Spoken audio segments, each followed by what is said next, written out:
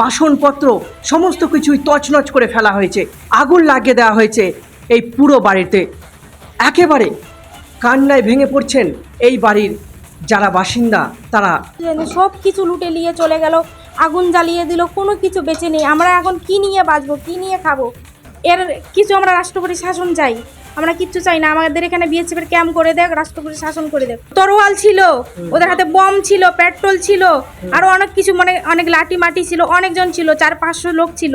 চারিদিকেই এসেছিল, ওরা আমাদের বাড়ি ঘিরেও করে রেখেছে, দিয়ে সব লুটপাট করে নিয়ে চলে গেছে। জানের ভয়ে আমরা পালিয়ে গেছি ওইদিকে। কি কি ছিল বাড়িতে? বাড়িতে আমার অনেক কিছুই ছিল। আমার কানের ছিল, আমার একটা সোনার চেন ছিল, মানে মোটামুটি 1.5 ভরির মতন আমার সোনা ছিল।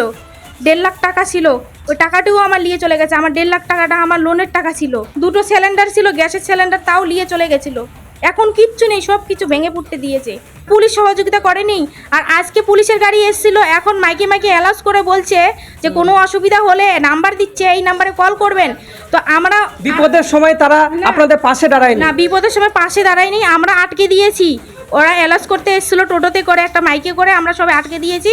আমরা ওখানে বললাম যে যখন আমাদের বিপদ হয়েছে তখন তোমরা কেউ আসোনি।